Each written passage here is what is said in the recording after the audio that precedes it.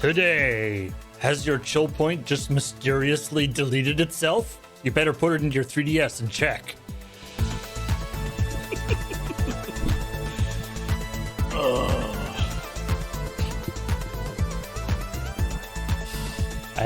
That's not a good feel.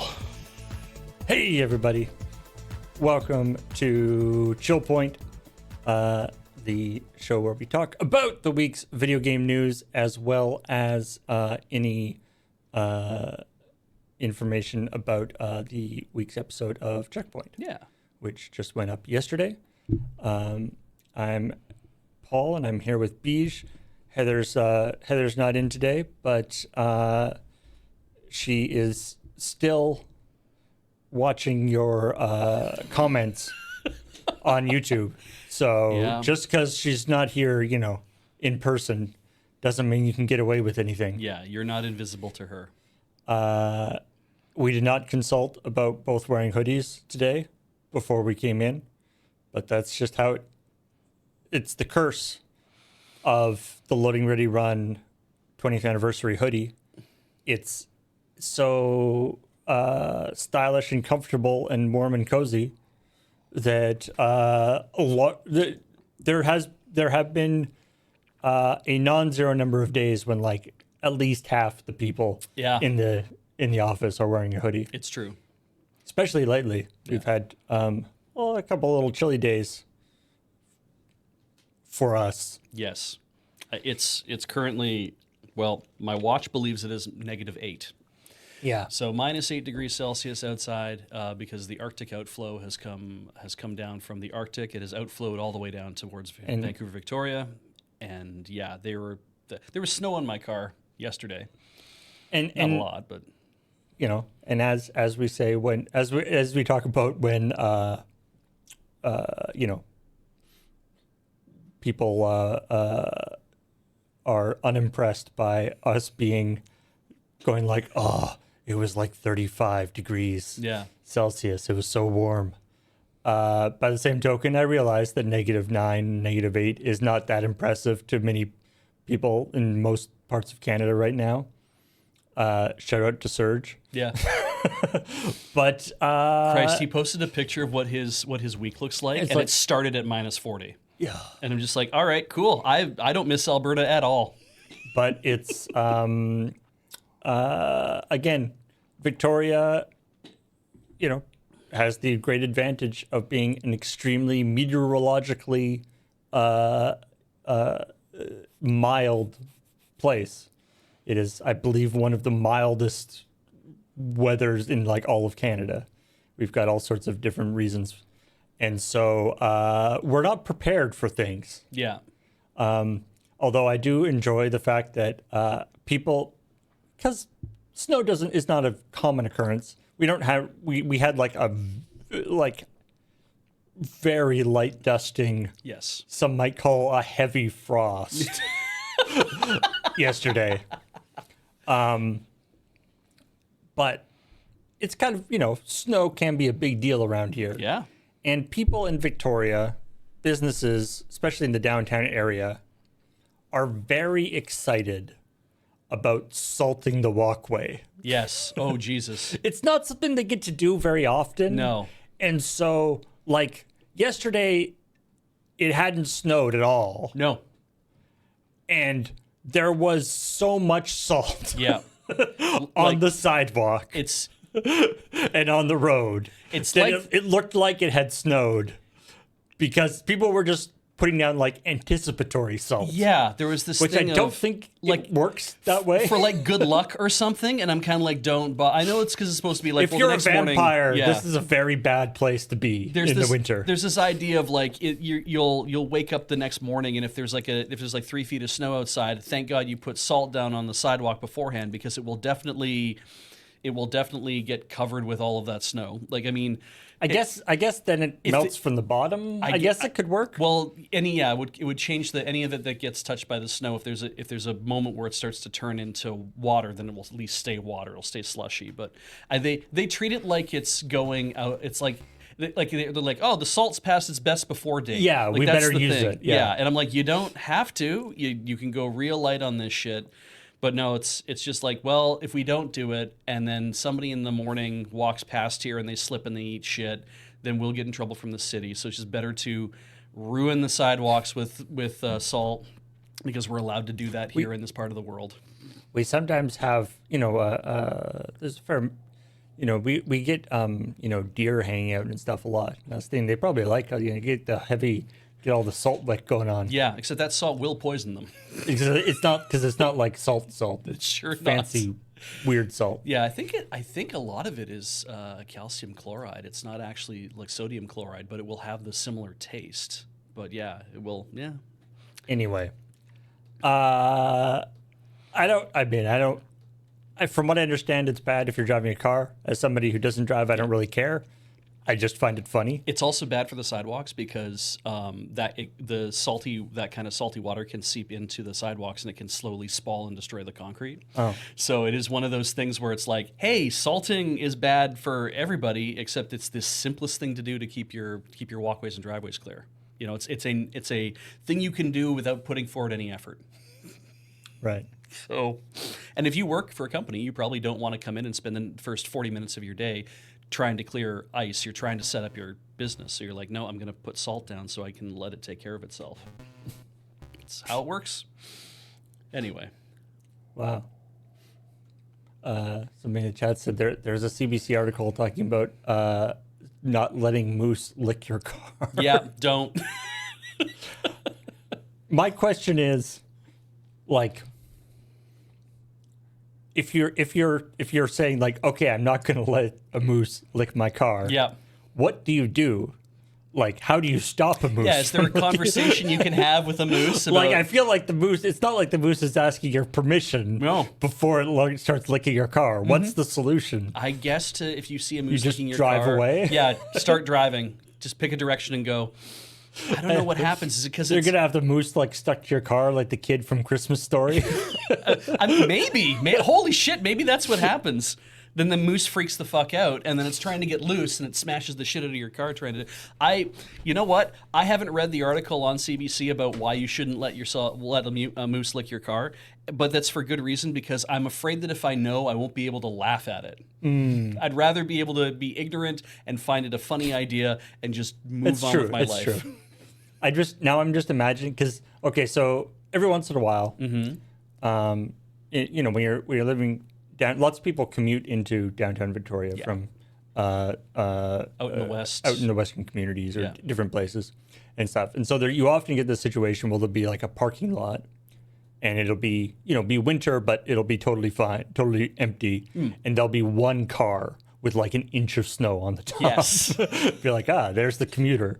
Yeah, he got here early and he stayed late. Yeah.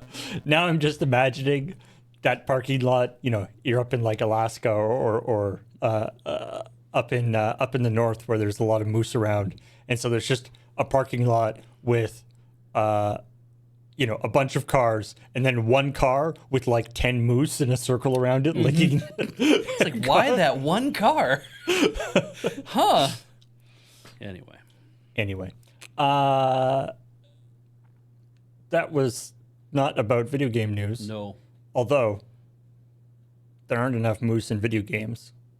The only one that I can immediately think of is the one that like chases you in like one of the Mickey Mouse games. Oh. There's like a famous moose chase. Oh. In like Castle of Illusion or something? Or? Yeah.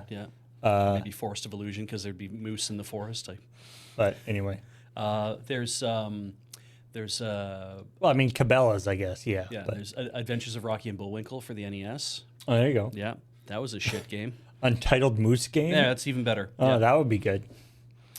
That would be, I think that would be less charmingly misanthropic and more killing people. Yeah. Speaking of games from 20 years ago that you could still continue to play in a console. Oh, there you go. Mm-hmm. Good transition. I do my best. 3DS. Wow, we really got to a point there where you're the one who moved us along. I'm so fucking mad. You have no idea. I appreciate that of like all the stories we've talked about on ChillPoint. Yeah. Corporate malfeasance, union busting. Yeah. Horrible things that people have done. People being fired from their work, all this stuff. Which is all stuff we've come to expect from corporations. Yeah. this is the story that B's just like, this hit me too close to home. It sure did, yeah. So yeah, tell us about what's going on with 3DS cards. So this was completely unexpected, right? Because we have an expectation of what a game cartridge versus like a game CD is, that kind of idea. We've grown up with these ideas. So the 3DS, which debuted in February 2011, which is 13 years ago, as we said in the story, all of the game carts that were manufactured for it don't use mask ROMs, which is where you would. We say burn, but it's like, I don't know if it's burning, I don't know if it's lithography or whatever, but basically the ROM, the read-only memory gets programmed one time, and that sticks to the chip, and it does not erode in like a way it would erode. My impression is that it's actually like a physical process. Like you're changing the you're changing the physical stuff on the dip. I don't know. I have to assume that it's like a vinyl record. You're carving grooves, right? Like it's that kind of like versus flash memory, which is you're stuffing some electrons into a charge trap to make ones and zeros. Right. That's how flash memory works. Is that you push a charge across it, and then it's like, oh, you want to put a 1 here, so then I will put electrons or an electron into the charge trap, and that charge trap will keep the electron in that space, and then the next time that somebody reads from that, the electron is saying, I'm here. Let me out. And it's like, nope, you stay in there because you're a 1 now. And then goes to the next one, which is empty. It's like, that's a 0. I'm assuming that's how it works. But of course, unpowered, nothing. I mean, I think that's sort of I don't know, some fundamental principle is like without any power to regenerate it, fundamentally through entropy and stuff. Yeah. The electron will find its way out. Charges are going to change. Yeah, and so that's a real, because it's not a magnetic thing you're doing, right? You're sending electrons into this little space, and the electron will bounce around in there. But if you've like left something alone for a while, that electron might eventually just bounce its way back out because it had to get in there, so it has to find a way to get back out there. I'm creating a rich environment of visuals so you can kind of understand this, because I kind of understand it as well. And this is how I understand it works. So the 3DS consists of, the cartridges for 3DS and for the Switch use... But not DS or earlier. Not DS or earlier. So keep that in mind. 3DS and newer, the DS and earlier do not act like this. So 3DS and Switch cartridges use Macronix Extra ROM. And Extra ROM, despite saying ROM, it starts with an X even too, right? They were really extreme. Despite being ROM in the name, it really is MLC NAND flash memory. MLC memory is like the kind you would see on Samsung Evo early SSDs, where they were using MLC quite a bit. Right. This I think is multi-layered charge. I should not guess what MLC means. Anyway, so what that means is it's writable memory, but it is writable only once. That's how it works, is that you can only write to it like a single time. SLC memory would have been better to use because it actually is longer lasting accordingly, but it is harder to make higher densities, or it's more expensive to make higher densities. So we tend to use MLC or TLC these days, and you're free to look up all of that if you want to. But because this extra ROM is actually just flash memory, that means that if you have a cartridge that maybe you've never even taken out of the package, it's just sitting on your shelf, because it's not receiving a refresh, the electrons might escape, and then you are losing the software that is written onto that cartridge, because as the electrons escape, the data is becoming fuzzier and fuzzier. So to mitigate this problem, and this is all again in the story, Nintendo, the OS itself has on the 3DS, and I believe also on the Switch, but we don't know because we don't know what the OS for the Switch really works like yet, or maybe some people do, but not everybody does. They have refresh routines that as you are reading parts of the cartridge, I will go ahead and I will make sure that I keep the voltage up for all these things so that the electrons are all continually powered and everything else. And then... it's the kind of thing that like on an SSD or a USB cart or like any kind of, like, that's the kind of thing that like an SSD controller would handle. And the idea here is that, and it's sort of transparent. Yes. to the user and to most of the system. Yeah, frankly, how it works is that the we know this from the Giga leak, I believe, or one of the many leaks that Nintendo has had, is that this gets called every 3 milliseconds. Right. So we're not even, so, you know, in the story, you're talking about like leave it in for like half an hour or whatever, but it's theoretically, as soon as you boot up the thing and it's read it, it's checking. It's fine. Yeah. Well, except that the problem is that it's checking to see, like, what all it's doing is that the parts that it's read, we know that it's checking. What we don't know is that if you have a particularly large cartridge, how long does it take to check everything on that cartridge? Because if it's being called every 3 milliseconds to kind of check and update things and like check this cell, is this good? Okay, good. How long does it take to check every single individual cell? Like when we do a parity check on our servers here in the office, it takes about a day and a quarter for it to check everything because it has to do a bunch of math and do whatever. And I'm like, I don't know how long it takes to check a cartridge. I'm assuming it's not even checking it. Like, isn't it just? It's just blasting a refresh to every single cell. It's just looking at what's in the cell and redoing it. Right. So the reason why I don't know how long it takes and why I can't say how long you should keep the thing in for is because somebody has written, and this is a thing we didn't mention in the story, but if you go to GBA Temp, you can find that somebody has written a utility that you can put onto your modded 3DS or new 2DS XL or whatever, or your regular 2DS. They've written a utility that it will call the refresh. It will call the refresh and it'll basically scan the entire cartridge to see, okay, how is everything intact? Is like can the cartridge be read by the system? And does everything come back the way it's supposed to be? And it uses error checking to figure that out. There's all sorts of error checking stuff that would be on the cartridge anyway. And so much like the way parity works is that if you have a calculation and it's checking against, like it's checking the checksum of like what that's supposed to be, it will say, oh, you're off. The calculation is off compared to what you're supposed to be. So that charge trap there is the problem. I will use one of my parity bits to fill in that thing, and we will come away with that part working again. That the software comes back. And again, I'm making a lot of inferences because I'm not an expert in this, but I have some knowledge. Somebody reported on GBA Temp. They're like, I had a game that didn't work at all. Like I plugged it in, and the 3DS wouldn't even accept that there was a game in there, so it wouldn't even do the refresh cycle. I ran your utility. I plugged in the game that didn't work. It knew that it could tell there was a game in there. It could tell the game card. It could do whatever, and then it basically forces a full refresh of every single charge trap. And in the process, it's doing the error checking as well, and it had to run 9 times fully, a full verification step 9 times, because it would come across something and be like, oh, I found a problem. It would fix it, and it would finish and be like, but I can't do any more. So it would run again, and it would continue to verify and verify and verify until it found more problems.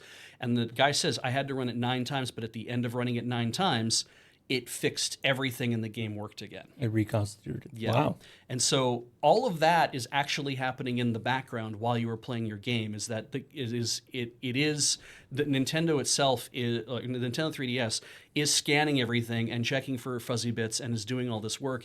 All the error correction has been happening while you've been playing your game, as things might have escaped. And a lot of that is based on laws of probability, right? It's like, what are the chances that an electron might escape a charge trap? So therefore, we give this much error correction so that we have an ability to make up differences. And somebody in the comments was talking about like, you know, what's the cutoff? Yeah. And it isn't a thing. Who knows? The consensus seemed to be average 10 years. Yeah.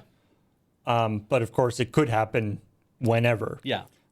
In the same way that, any piece of recorded media can just spontaneously stop working for any reason. Yeah.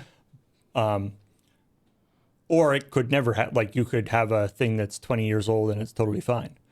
But anyway. So it's scary right now. And I come home and Heather's testing all her games to see if they actually do boot up or not, because then we would know if there are problematic games, all the games that she tested.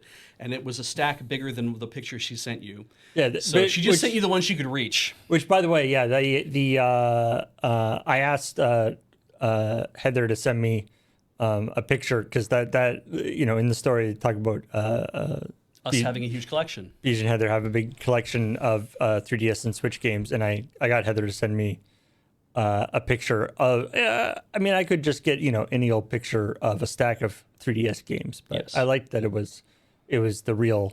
That was a real stack of 3DS games, and yeah, not even all of them. Yeah. And so there's I'm going to mention two things here, is that it is 3DS games and newer. Older DS games, we don't know about DSi, but we assume it's the same technology as the DS. Anything older than the 3DS is fine. Those things are pretend that they scratched them into the thing with a bottle cap that literally is on it's on the cartridge. It's not going to disappear on you, Right. Because they didn't use flash memory for that. They use flash memory for the 3DS and the Switch, and do we know why? I assume it comes down to money, because probably extra ROM is cheaper. It lasts an acceptable amount of time, and they're like, yeah, and you can do this refreshing and error checking stuff with it. So we don't see there being a problem. And then 20 years from now, when the 3DS is like out of service, and the games all start dying, what do we care? We did what we were supposed to do, which was sell games. I mean, Not a great strategy, but I mean, it's in the same way that like the data in your old Nintendo and Super Nintendo games might work, yeah. but chances are the save battery's dead. Yes. And the same thing, you could put a whole bunch of battery power in it so that the battery will be preserved for 50 years. Absolutely. But that's a lot of money and probably not needed. It does. The reason why this pisses me off is what sticks in my craw is that you might have a copy of Pokemon Red for the Game Boy that you got when you were 9 years old. I don't have that. I never played Pokemon. But you might have that cartridge and the battery might be dead. And you can unscrew the back and you can pop it open and you can slide the battery out and put it in a new one. And you can then put the cartridge back in your Game Boy and you can still play Pokemon because the game is still on the cartridge. And so we just kind of became used to the idea that game media is permanent. And Right. if you bought like a game on CD, if it wasn't just a download code, which again sucks, but if you bought a thing that was like written onto the metal layer on a CD, or you bought like frickin' Spider-Man for a PS4, those games will last as long as the media can last, and the media lasts a long time. You can get 50 years, maybe 75 years out of a Blu-ray, right?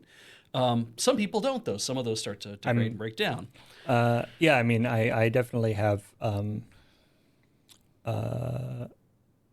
CDRs that have pooped out on me. Yeah, I got rid of a lot of my CDRs because I knew they were just not long for this world, so I got back what I could off of them and tossed them. Yeah, digital media does have problems like that. Yeah, and so we thought that, it's written onto a chip, so therefore it's there forever. But that is not the case. The second thing I want to point out, too, is that you can't take a copy of, like, Jimmy Neutron for the 3DS and then write Smash Brothers onto the cartridge. Yeah. That is not how extra ROM works. The thing that has been written onto there is what's there. All it can do is send refreshes to the flash memory that's on there. Yeah, like it's operating at a much lower level than the like files on the thing. This is sort of at a controller level. Yeah.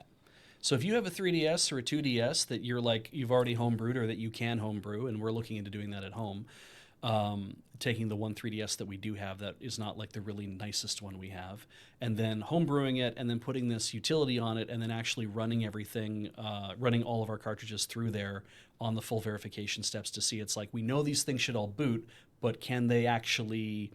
is everything still in the cartridge? You can't tell that all the data is there just because they boot. What you can tell is that they boot.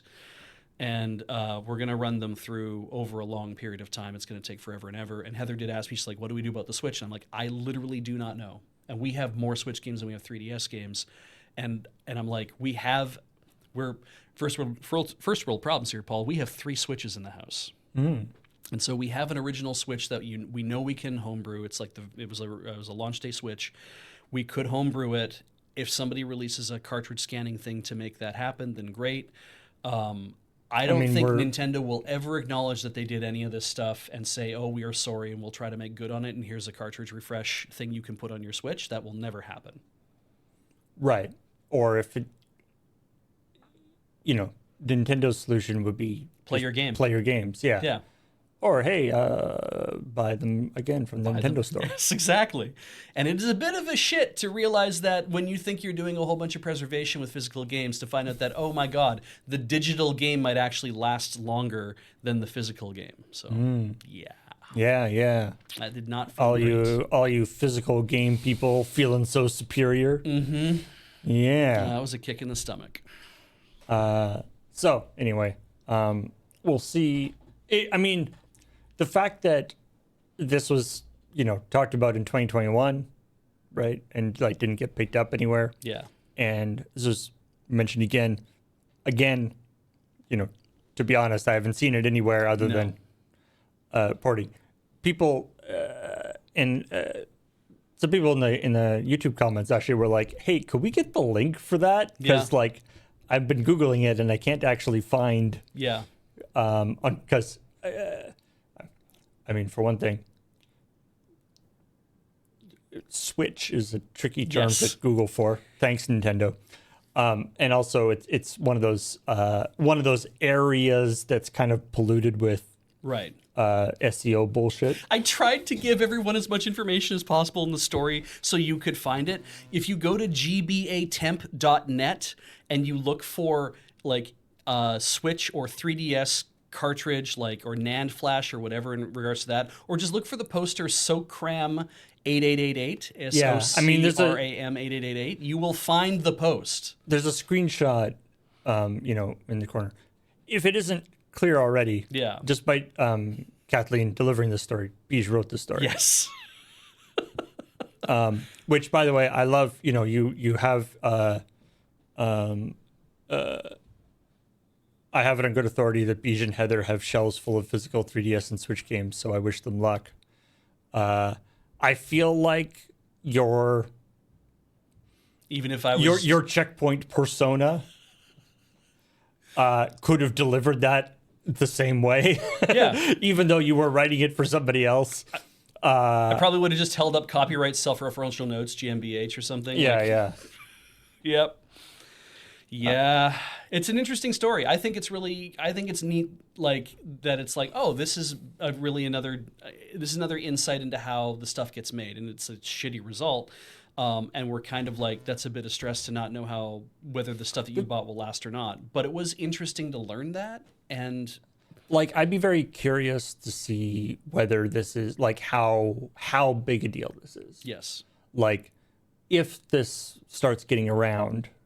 And people are like, because presumably part of the thing that it hasn't been a big deal is that nobody's playing their 13-year-old Switch or they've already 13-year-old played 3DS games. Yeah.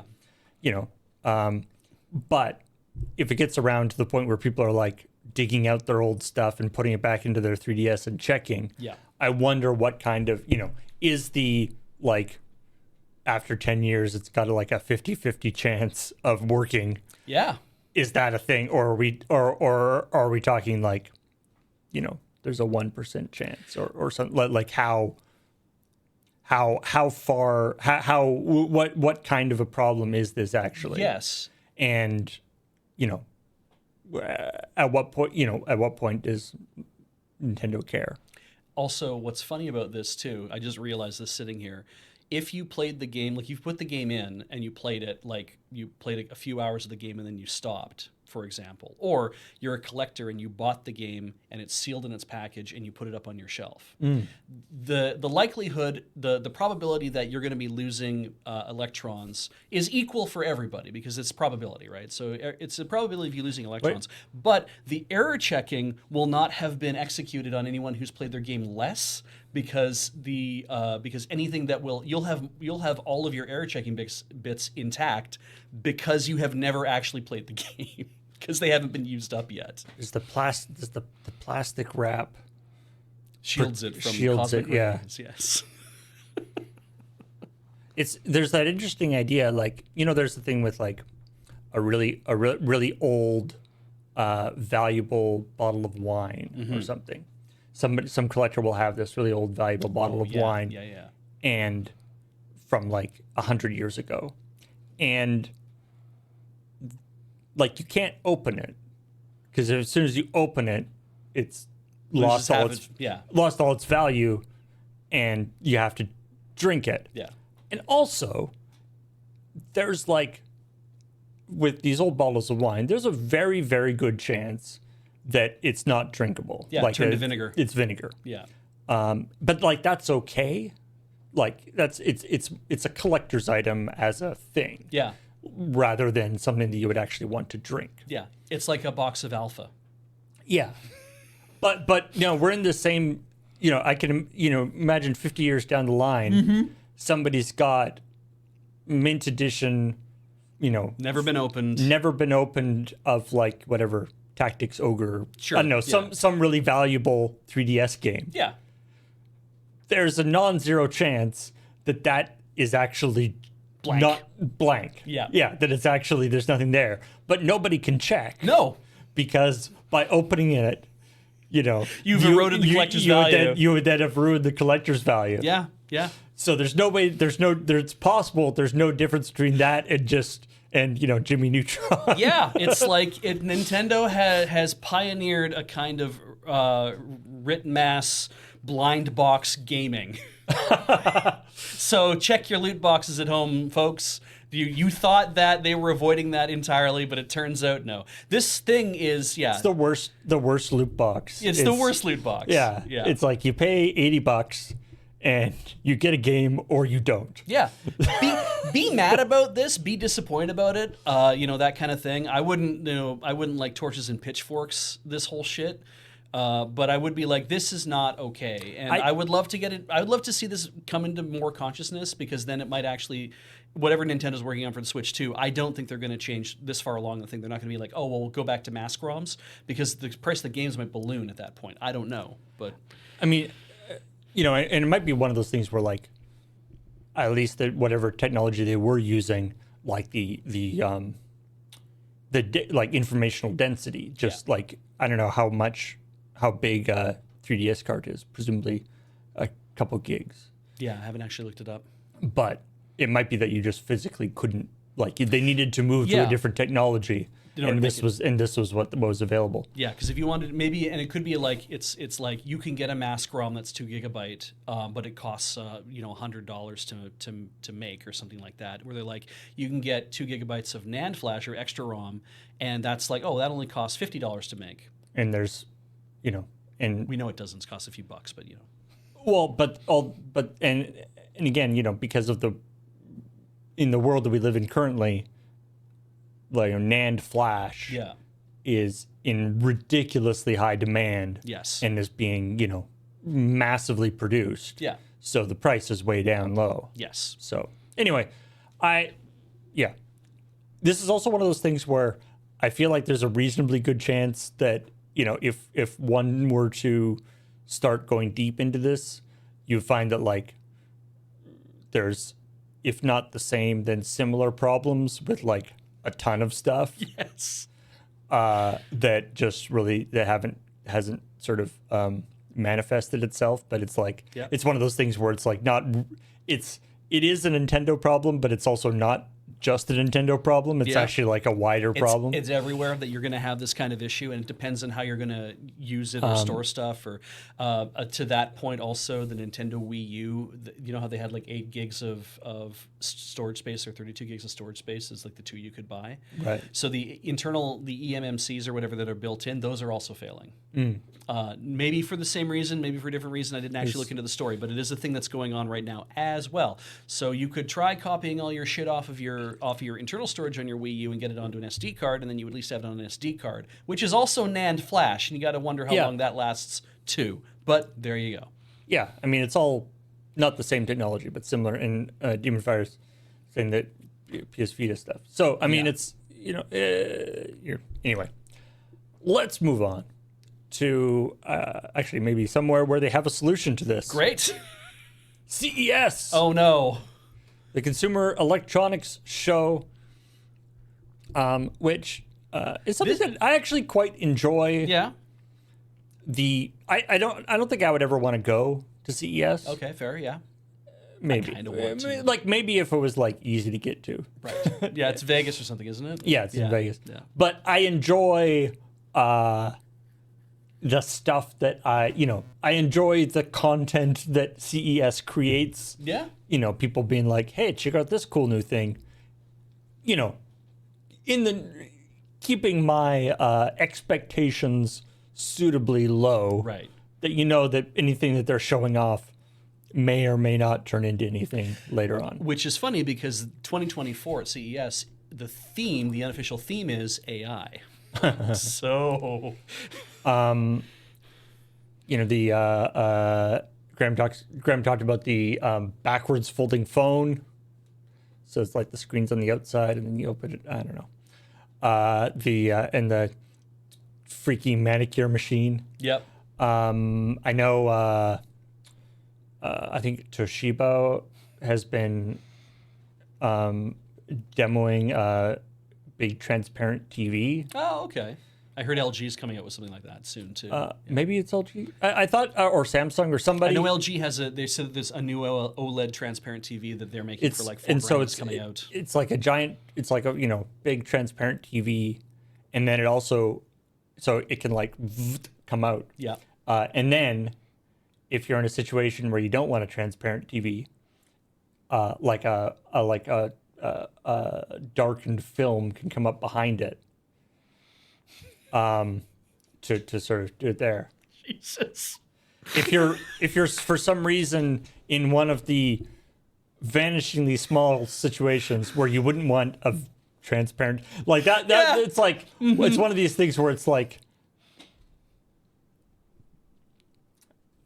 What? Sorry. Why do we want a transparent TV again? Like okay, I know this is not the story, but the idea of having something on your wall that's just a big black rectangle, like 80% of the day, I can get why people be like, aesthetically, that's not pleasing for me to have that. And I'm kind of like, sure, I get that. Yeah. So why not something transparent with like a painting behind it, so that you don't have to be showing a painting on your TV all the time. I get that. That makes sense. But man, the idea of like, oh, but just in case you do want a big black thing on your wall, don't worry. We can also do that with this big expensive piece of glass that you bought. And it's like, Yeah. why don't I just buy the cheap whatever? Anyway, this particular story is talking about the Proto, whose big thing seems to be these sort of holographic avatars. Right. In the sense of avatar, in the sense of like almost sort of a kiosk. Like a mascot that can talk to you. Yeah, and yeah, stuff. informational kiosk thing. And as Graham points out, I feel like hologram is like the maybe 5-10 years ago AI in the Right. sense that like there's a lot of things. It's a word that gets thrown around a lot. Yes. There's a lot of different things that are called hologram displays. Yeah. Whatever. This is more of a I think it's supposed to be like the Pepper's Ghost illusion type thing. It's like screens that are like. Or it's like multiple screens or something. Yeah, There's yeah. something that it looks like there's some depth to it. I don't Cool. know what the deal is. But anyway, so yeah, they had this thing set up that was a demo for this informational kiosk thing that seemed to be for like a Target. Yes. And Target being like a store you shop at for anybody who's not thinking Yeah. of that. Yeah. Which was the avatar was Mario, and they and so it was like, check it out, you can like ask it questions, and so it had fed it in, is clearly fed into like ChatGPT or some sort of Yes. AI thing, and then also an AI voice system, but. I guess they got whatever the like most Italian sounding Yes. voice system they could find sure was. did. Absolutely. Very Italian. And Italian. yeah, I'm sorry. The main video that shows it working is kind of hard to hear what's going on. Yes. And we tried to like tweak it a little bit. Heather went in and like tried to mess around with the audio a little bit to like try to make the sound of the Mario thing be a little clearer, but Yes. it's tough. There's so much background noise and everything.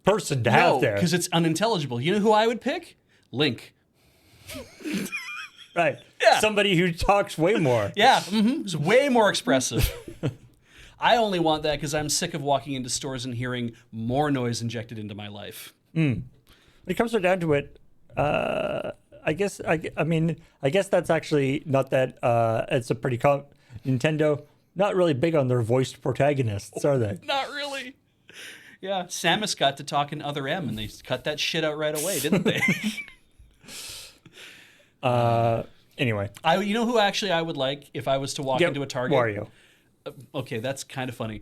Why do you want to find that? Sake. You want healthy food? Just Waluigi being like, wah, you know. But I would love a voiced, because I'd love to hear it, Isabelle from Animal Crossing, because she's just a helper. Yeah, yeah, that she would would be work. great to talk to for that kind of thing. Anyway. And then the other story we had is about this, talking about this lawsuit that is happening. I guess I don't know how how these things work with mergers. Like we just had a big telecom merger in Canada. Shaw and Rogers, which were two of the big like cell phone and internet providers, merged and are becoming Rogers, I guess is what. Yeah, Rogers Shaw working together.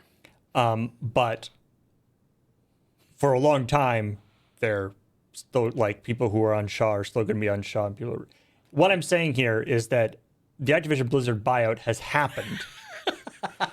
I don't know whether this guy is still suing Activision Blizzard or whether he's now suing Microsoft. Right. Whether there's a distinction there. Great.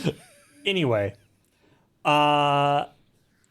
this James Reed Venable, which I kept reading as Venerable, which I guess is appropriate, he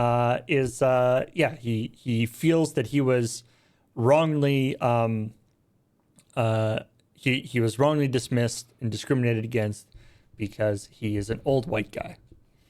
And that there became a culture at Activision Blizzard where old white guys were being Pushed out? Pushed out.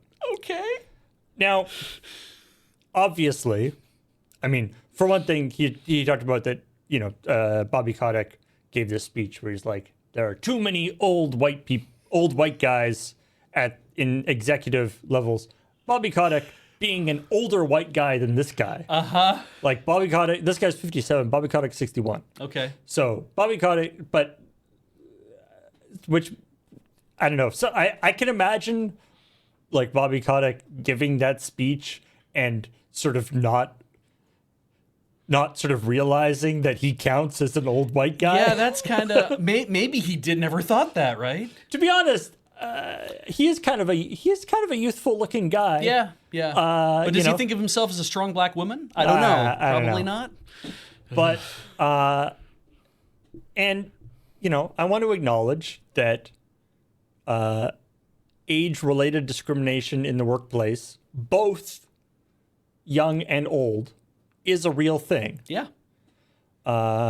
And especially people getting, people with a lot of seniority and experience getting pushed out, and then they hire in somebody younger to do that job because they'll be a lot cheaper. Yes. All this kind of stuff. That's a real thing. Yep. The way that this this story of this guy, it's so hard to be sympathetic. Like you don't want to like dismiss Activision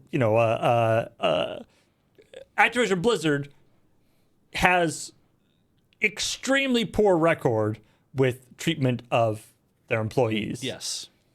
Of all different types. Yes. And I can fully believe that this guy felt like he was being treated very poorly. Absolutely, sure. Okay. And I really don't want to take Activision Blizzard's side on an employee dispute. Right. But it is pretty hard to be sympathetic to the thing. And I can certainly imagine, because of the extensive number of lawsuits and investigations that have been happening against Activision Blizzard, both from individuals and from various federal and state agencies. Yes. I can very much imagine that over the past couple of years, there has been some changes internally at Activision. Yes. In terms of at least paying lip service to being Diversity, like, inclusion, we need more diversity, we need more quality. stuff. Yeah. So I'm sure that felt, kind of, weird to this guy. He's like, hey, what's going on with all this stuff? Yeah. I mean, that's kind of that born on third base attitude of like, it's like, we're all being treated equally, aren't we? It's like, you say that, but you had a hell of a head start in this case, or that you make way more money than me and have way more authority and have way more power. And so we aren't the same, even though you think that we're the same. And he's talking about like how several of his old white guy colleagues had left over the last little while because of this discrimination. Oh, I see. I was thinking about like, what's also happened over the last little while? A bunch of high-level old white guy Activision Blizzard executives either left or were fired because they were accused of harassment. Yes. So or covering up harassment. Or, possible that those two things might be slightly related. Yeah, how about that? So it's like... and let's even to believe Anyway. that this guy, because it's like you'll note, Paul, I am slowly becoming an old white man myself. And so that's I'm going to end up in that category. I am approaching it day by day, 1 second per second, somebody might say. And so I'm like, if I'm incredibly generous towards old guy is always like 5-10 years older than what you are right now. Yeah, I feel very young. It's weird. Actually, the other day I was like, man, I know I've changed a lot since my 20s, but also in a way I'm kind of like, I don't feel eroded in a way like to where I'm like, I feel like an old white guy. I'm like, man, I still feel like I still have the thoughts and the feelings of being in my 20s and 30s. Hey. And then I watched like Keanu Reeves on Stephen Colbert because he was asking about like John Wick and doing the kung fu and like all that kind of stuff. He's like, what do you do now? You have to take it differently because we're like the same age. And he's like, well, you treat it differently, right? There's a more recovery. More recovery time you have to spend, and you want. And then he said, one of the best things I'm kind of like, I'll have to keep this in mind as I get older too, is like, you want to sing and you want to dance and you want to act and you want to do all those things, and those are the and people were like cheering because it's kind of like, yeah, that attitude of we want you to do those things, right? It's like, but also I agree, man, I'm getting older too and I want to dance and I want to act and I want to sing, but you also recognize that the body doesn't quite want you to do all those things, and so the spirit is willing but the flesh is weak, that kind of idea. And I'm like, right, remember that, is that the spirit can always be willing, so maintain the spirit, because that can, even if your flesh can't do it, keep the spirit, right? Do we have any recordings of Keanu Reeves singing? I don't know if we do. Like, has he sung? He stage acts, right? And he has his own band. Okay. Yeah, he's a dog star, but he plays bass in his band. Okay, I was like, has he sung professionally? Yeah, I don't know if he's one of the singers in Dog Star or not, but yeah. Anyway, so I would imagine that like this is one of those things. Like, I can see his the lawyer that took this case. Yes. Is like, if the lawyer is also an old white man. Well, yeah, but like if the lawyer is like a straight shooter. Yes. Within the lawyer profession, anyway. Yep. I can imagine him going like, okay, we can do this, and it's entirely possible, we might win, we might not. Know that you're going to get hammered in the media on this, okay? Yeah, no matter what you do. You're just going to have to deal with that. Yeah. You know how this looks as an image thing. And I'm sure that for the $50 million or whatever he was suing over, I don't know how much he was suing over to get, but whatever he might have been suing to be like wrongful dismissal and discrimination or whatever else he was going into for this thing, I'm sure that... It's like, why should I care what people think? Yeah, or whatever? I'll have money, right? And it's like, maybe that'll be the thing. It's be like, well, you know what makes me feel a lot better is a whole bunch of money in a private island I can move to. Yeah. If assuming this guy maybe is like the wokest old white dude on the planet, then yeah, maybe he does have he does have a bone to pick with Activision Blizzard. But I'm like, if he was the wokest white guy on the planet, he'd probably be like, yeah, you know what, that tracks. I should probably get the hell out of here. He probably wouldn't have gone to HR with a complaint that somebody said he had white privilege. I know.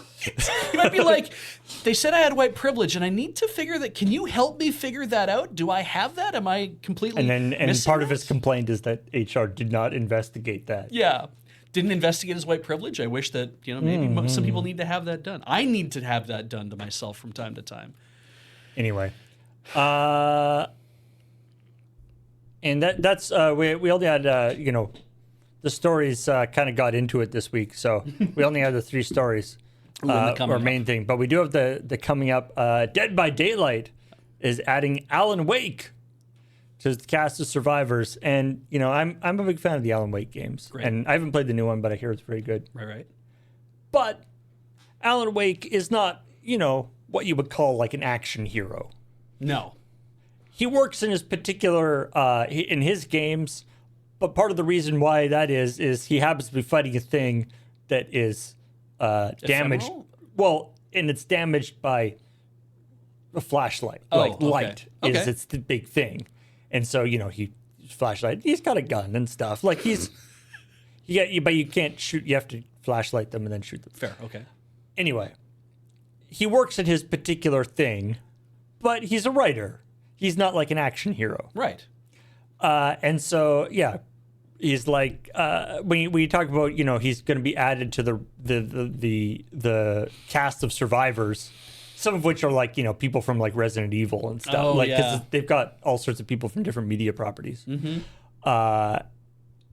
He's got having a flashlight in a video game, in a horror video game. I feel like it's not like a huge Advantage? I feel like that's not like that unique. Yeah. I'm assuming that like a flashlight is not that not that uncommon a thing that one could have. I guess if nobody in the game has flashlights, Yeah. the man with the one flashlight is king. I guess, yeah, that's fair. I feel like... Yeah, you can play Nick Cage. This is the game where you can play Right. as Nicolas Cage, not one of his characters, the Just- actual actor Nicolas Cage. Yeah, which had never occurred to any of us that just putting a real human in there might be an option.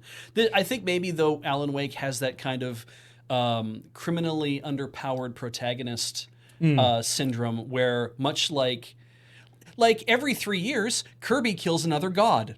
That's true. So- That's true. And I mean, as somebody in the people in the comments pointed out that certainly, at least within his games, Right. there is a certain amount of his writing has a certain amount of like reality warping powers. Oh, I see. In the area that he's in, like stuff that he writes happens, but also he's such a messed up guy that a lot of the stuff he writes is like not good for him. Fair. The God, though, maybe what he has, like we say, he has a flashlight. Oh, that's funny. But maybe he's one of those guys that like has a flashlight. Like he hangs it on r/flashlight. Like he's the kind of dude that's like, Oh, it's like this is the world's most powerful flashlight. yeah. It's like he's the guy he's the dude that posted that picture of being at the grocery store when the power went out, and he's like, I'm a hero now, and I'm walking around with my flashlight illuminating the way and all this kind of stuff. He's like, man, I gotta admit that felt really good. And it's like he's a flashlight guy. He has a 10,000 lumen tactical flashlight, like a mag light that he's modified, and it's like I think that's who he is. To be fair, from what I understand from the new game, and at least especially in the old game, but then in the new game, he's been like dealing with some sort of eldritch darkness-based entity for like 10 years. Yeah. So yeah, probably he's done a bit of research on flashlights. He's probably become a flashlight guy as a result. He's probably, gone on Wirecutter and got their recommendations for flashlights. He's a flashlight you can play Doom on.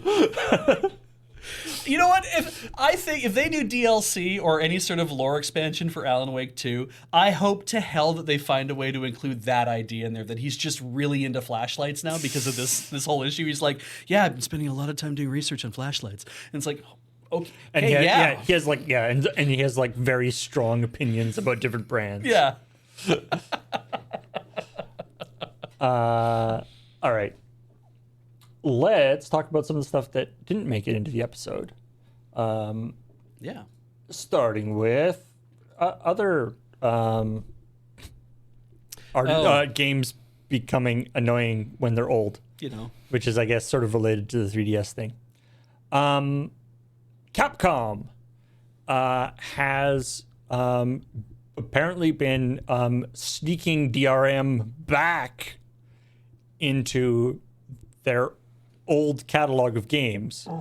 So something that has happened that has been like a relatively common practice these days is a game will come out with some sort of nasty DRM, usually de novo, and people will complain about it. Yep.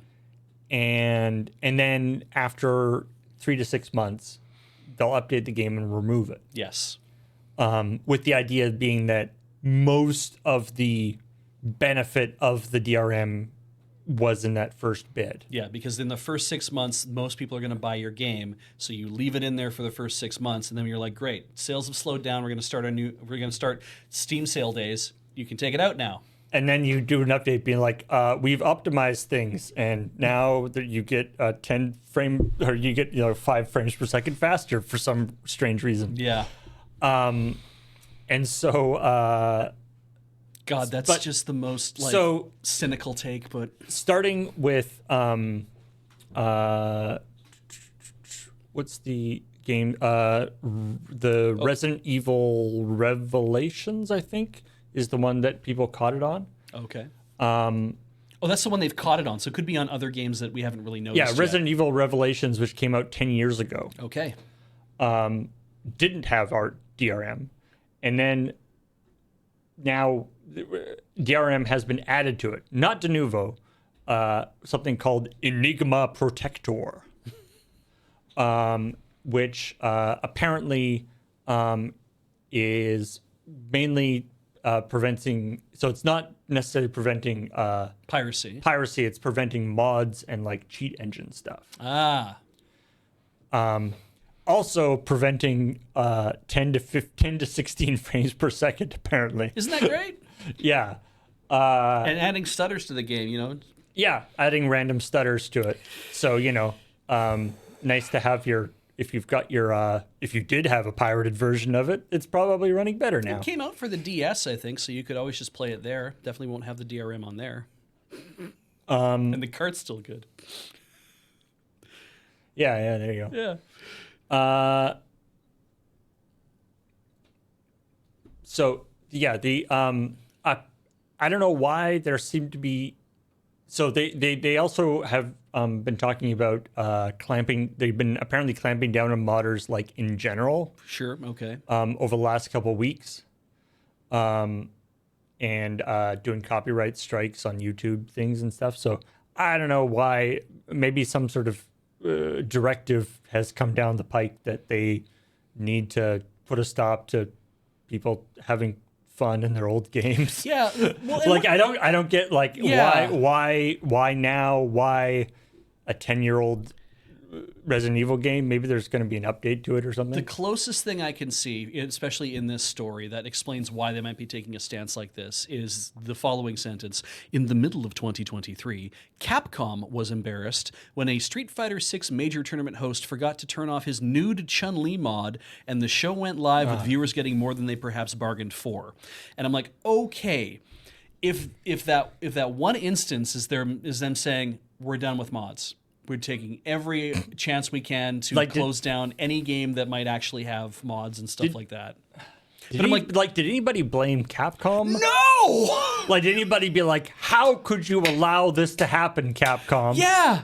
Right? Like, I'm like, you should not have a problem with, you should just be like, whoa, that's not okay that you did that. And like, you hacked our game to put that in it. Like, yeah, don't do that. That's not okay. Like, and maybe if there's a whole thing of like, if you're gonna do that kind of stuff, then why would we sponsor or back your tournaments? Yeah. Why would we allow you to play our game in your tournaments if you're gonna act like this? You know, like you should be shaming the person who does it and taking that position of like, we don't, if that's how you people are going to act, it's like, why would we want you to showcase our game when you're just going to basically do this kind of thing that is, you know, not great. Yeah, yeah. I mean, I guess, yeah. Like, I don't know. Truth Maybe they feel like they could be held responsible for mods. I guess. Truth be told, though, if you want to mod your games at home play where everybody's naked, like even like Mr. X, I guess from whatever Resident Evil that was, is it Mr. X, Dr. X? I don't know what his name was. The dude who's constantly stalking you, everyone turns into Thomas the Tank Engine. If you want to do that, if you want to play everybody is nude at home, go nuts. That's fun. Like, by all means, enjoy nudity to the extent of whatever, right? Mod all of, you know, I don't know, edit out my clothing and all the videos I've been in if that's what you want to do, if you enjoy that. I don't ever want to hear about it, and I don't ever want to see it. Just don't introduce it into the public sphere. That's not what you're supposed to be doing. So anyway.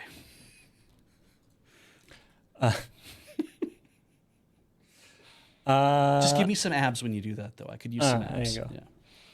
Yeah. We talked about this a little bit, or Graham and Kathleen talked about this a little bit in the outro, but yeah, Valve has finally come to a decision on the use of AI in their in games that have been submitted to Steam. So, and not Valve games then, just like if you make an AI, if you make a game using AI, yes, you can put it on Steam. Yeah, so for the last 6 months, year or so, or a while ago, Valve took a stand, sort of, in the sense that they were like,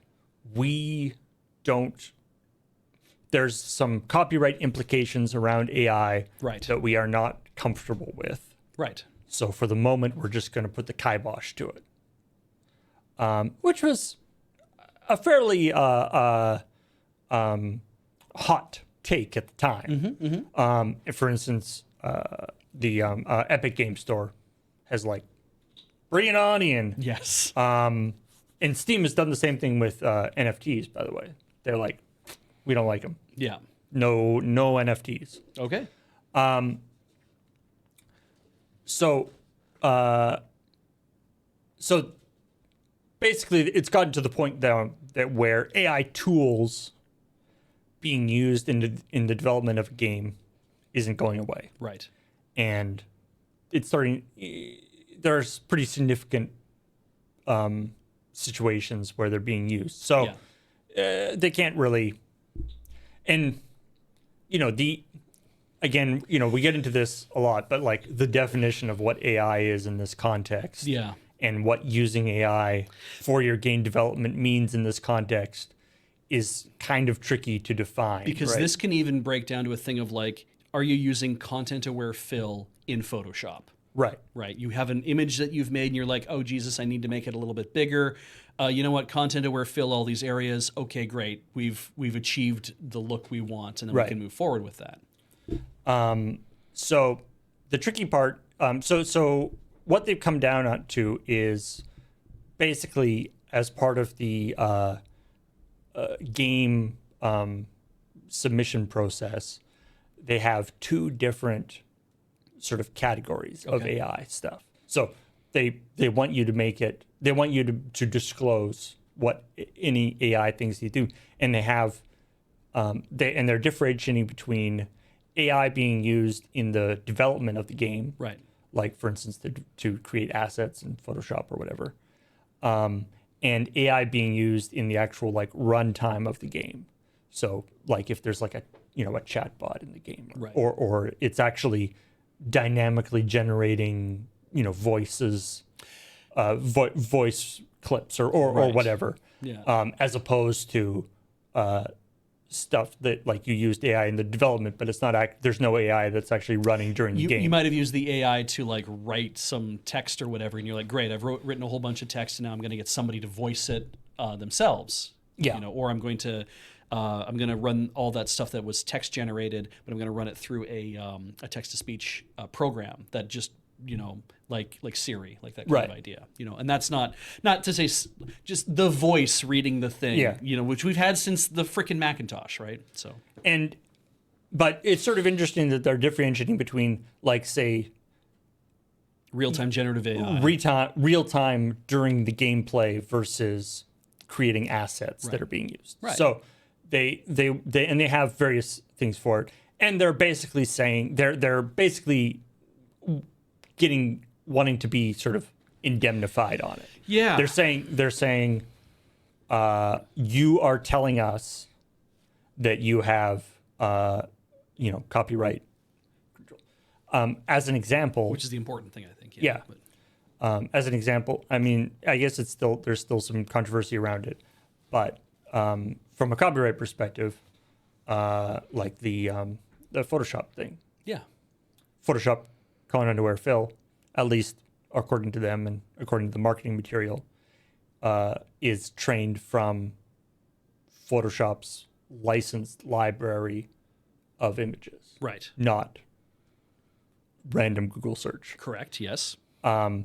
Which theoretically is a better, a more Moral? ethical way of doing Ethical. it. Yeah, I like that. Yeah. Now, there's arguments about that, but so that would be a different situation than if you are somebody who's using AI to create a bunch of stuff that's clearly On an AI that's been trained by scraping stuff off the internet. or if you're creating a bunch of or ending up with a bunch of characters that are based on, like, there's the thing with AI where it's like, if the AI generates stuff that is trademarked or copyrighted, it's still trademarked and copyrighted. Just because I don't know if it was somebody in the comments for this video actually or somewhere else that I read it, but it's sort of like, if you have like a 6-year-old or whatever, and you give them a bunch of pencil crayons to like draw assets for your game. Right. The kid is using whatever that they've seen in the world Right. to draw the stuff. If they end up drawing a whole bunch of copyrighted characters and then you use them in the game, you're still in trouble Yeah. because you are using copyrighted characters. The fact that a kid, who watched Did a poor imitation of Mario on a thing. because that's all he's, if he's just been watching a lot of Mario stuff, Yeah. it still is copyright. Yeah. So anyway, but the idea that it's that they're sort of, they have sort of come down on it rather than completely saying it can't happen, which isn't, I feel like, is not like a super practical mode, especially in the context of video games. Like, obviously, AI, or what things that we call AI, have been in video games since the very beginning. Yeah. Right. Yeah. And we get into the definition of what the hell AI is, and whether this thing that has come into prominence in the last 2 or 3 years Yeah. should have a different name because it's sort of a different, anyway. Yeah, AI is very much a catch-all term that we've been using since it was first invented for Daikatana, I believe, was the incredible AI that Daikatana used for character pathing. Yeah. Yeah. When John Romero invented AI. Anyway. Doop-a-doop-boop-boop. Oh, right. There's not, I marked this as a story because More bad news. there was so much in, like, everybody reported on this. Yes. It's another 1,800 people got laid off from Unity. That is 25% of its total workforce right now. Or I guess not right now, since those people just got laid off. But It was that, and presumably that's 25% of the already reduced number, I would assume, I didn't do the math. which was when they dropped all of it. Anyway, yeah, they are in order the reasoning given was so that they're refocusing Yeah. on their core capabilities, being the video game engine, I presume. I mean, I'll be honest, again, I mean, I think I said this last time. Again, I'm still flabbergasted that Unity has that many people to lay off. Yeah, me too, actually. And that I think that's kind of part of the problem, right? I touched Yeah, on that it apparently they really staffed up. Yeah, and that's because we're seeing that a lot right now. It got mentioned in chat, right? Twitch has laid off a bunch of people. Unity's laid off a bunch of people. I think Google just had a round of layoffs. We call these layoffs. I don't even know if they're layoffs. They might just be straight up firings. Like Discord, it sounds to me, they laid off, or I said laid off. Discord terminated the working contracts for 10 employees or something like that out of a batch of 250 employees total, or however many there is, and it's like that's still that's a percentage, and it just kind of, yeah, everyone's been doing this in the tech industry so far, and it just seems to be like block of termination after block of termination after block of termination. That's just like more people, and you just kind of end up feeling like, wow, that Amazon, I guess, too, must have had. That sounds like they had that too. Amazon had a thing, and Duolingo was another and tech. Google. Yeah. And yeah, it's a very weird. I guess I think some of these places did sort of staff up during the pandemic. Yeah. And apparently they what they say, what Unity was like. Let me, the quote was kind of interesting. It was like they maybe it doesn't start in here, but anyway, they're basically like, we staffed up with the idea that we would be to a level that was not, that we would sort of accelerating, that the curve of their acceleration would continue, the sort of thing. Right. And I guess it wasn't quite that. Is it this one here? Is that the quote? Maybe, yeah, or not. Slightly Anyway, different. Okay. yeah. They're saying that we're reducing the number of things we're doing in order to focus on our core business and drive long-term success and profitability. Yeah. So anyway, it's going to be, they are announcing a company reset, which somehow I feel will probably not involve the executive team. Much of management. Those poor old white guys. Yeah. Mm-hmm. Such terrible discrimination. Yeah. Anyway, there isn't much more to say about that, except Godspeed to anybody who was caught up in that. Yeah, and getting caught in a tech market where everyone's getting laid off at the same time, regardless of where you go. Though I did see somebody say that it's like, I was reading Mastodon, and very red left-wing people post on Mastodon quite a bit. And their take was essentially, this is not a mass layoff so much as it's a labor reshuffle. It's labor disorganization. And I thought that's an interesting way to look at it, to be like, we're letting you all go, and then you're all going to end up going to the different companies that let other people go, and you'll end up working there instead because you'll find a different job doing that. And we're only doing that because we want to ensure that people can't ever talk to each other and get together and say, boy, we need to do something to save our jobs. We need to all unionize and organize and all those kind of things. And I'm kind of like, at a macro level, I can see how it looks like that, but to the poor Joe that's getting laid off from Unity, that's kind of like, where do I go now? It's like they probably don't get the job they were doing at Google. Google's probably not hiring right away anyway, or if they are, it might not be in that guy's field. And it's like, I'm sure he doesn't feel like he's being tossed around to a different company. I'm sure he just feels like, it's like, I don't know what I do now. I liked it. The last round of layoffs for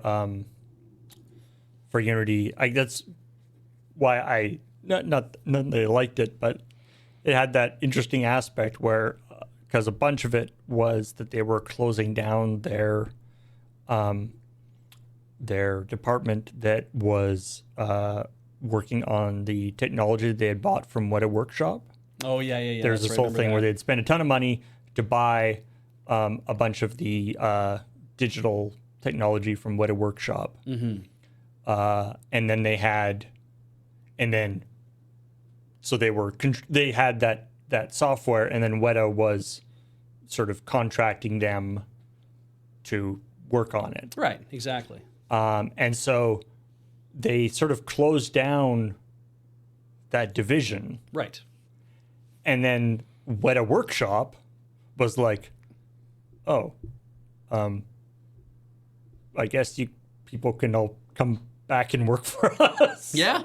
Because they were like, oh, we actually still need that stuff. Yeah. And I think that was part of the negotiated thing, that it's like, we're, you know, like, you guys are getting fired, but don't worry, Weta's hiring you back, or most of you back. Not all of you, but it sounds like they're going to hire most of you back. So it sounded like that was at least worked out in some way, that Weta was like, hey, we need that stuff. Don't fire those people. It didn't sound like it was dropped as a surprise, right? Like Weta was all of a sudden like, wait, what the hell do we do if we don't have the technology? Like, I think they were literally like, we need to have these people back. So I thought Yeah, it was it seemed like it seemed like an odd one of these weird business situations. But yeah. anyway, Maybe it was a surprise for all I know. I don't quite remember how the story went, but anyway. computer monitor technology, which is one of the great things to be talking about and showing off on a Twitch stream. Yes. That you even I can't even I won't even be able to. I can't even really see what this does, and I certainly can't demonstrate it to you over this, 1080p, 30 frames a second Twitch stream. But anyway, a lot of you are probably familiar with G-Sync. It's a technology that NVIDIA has, where it's basically there's a chip in your it's a chip in the monitor that connects that talks to your graphics card, and basically makes it so that the monitor refresh rate and your actual refresh rate in the game is locked together. Right. Which allows them. It basically allows VSync without having the frame rate penalty that you would normally have for VSync. Right. So to stop screen tearing and that kind of stuff. And that's been around for many years. Yes. And from what I understand, people quite like it. Sure. They're now, so computer monitors are getting faster and faster refresh rates, 120 hertz, 240, 360 hertz stuff is being. Oh my God, I think even faster stuff is being shown off at CES right now. I'm sure.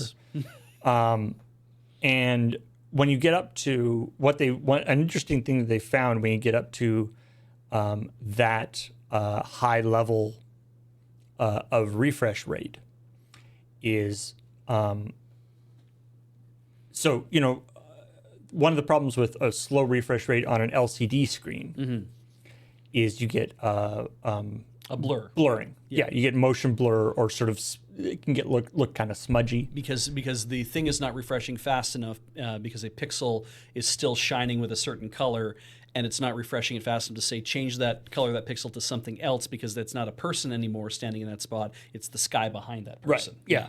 So you get a bit of a smudge. Yeah, it can get kind of smudgy. You especially notice, unlike old LCDs, you move the mouse around and you can see it has little trails. Yeah. Ghosting and stuff. What they found is as you get up into higher frame rates, there is a limit to how much increasing the frame rate helps to remove that motion blurring, or motion blurring. Right. And at a certain point, the actual the physical Screen. stuff that they can do on the screen doesn't matter. Right. Because the thing that's causing the motion blur is your eyes. Yeah. The persistence of your own persistence of vision is causing your retina to fill with light of a certain color. The rods and cones activate, and then those have to empty. Well, and how a monitor displays things is it shows you a picture for whatever percentage of a second, Yep. or whatever, however many milliseconds, then shows the next picture, Yeah. and then shows the next picture. Yes. What they've found is that one of the solutions to this is doing basically what is sometimes called strobing, or I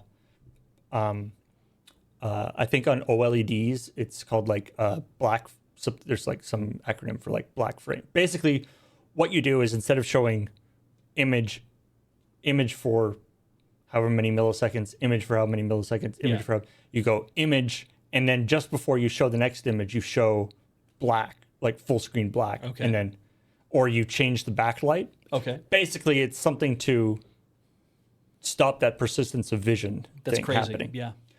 And now, if you're like me, when you first see this, you're like, won't that be horrible? Yeah. Will I not have a seizure? Will I not have a seizure? Won't I? Or it'll just, like, we've spent 15 years trying to stop displays from flickering. Yep. Like, I remember running my like CRT screen, and you had to be careful that you don't run at 60 hertz. Yeah. Because then it strobes then it flickers with your fluorescent lights. Right. And you would get like a weird interference pattern. And you might have kind and you of get like a headache. You might have film strobing, right? Because as you're passing from one frame to another, there's a thin area where it's completely black, kind of passing across the screen. Yeah, real fast. BFI, black frame insertion. From what I understand, they use the black frame insertion for OLEDs, and they use a different thing for LCDs. But anyway, the end result is that this is a technique that they've started to use. Well, that's why it's called pulsar. And so, Because it's pulsing frames. so the new thing, the problem with that is that it can result in a flicker Right. Yeah. that is noticeable. Sure. So the new thing,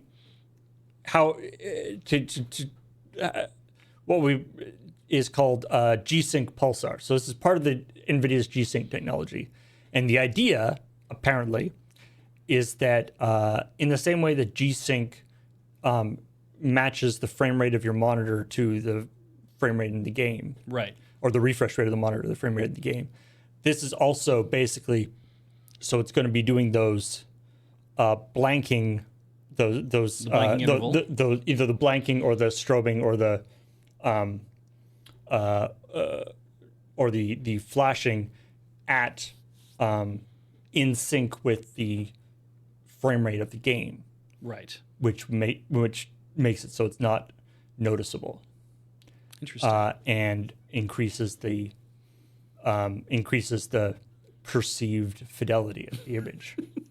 The demo that they show is like, look, it's one of these dumb things because again, we can only show you in person. This is something that you wouldn't see unless you were looking at it in person on like a 360 hertz display, Right. presumably.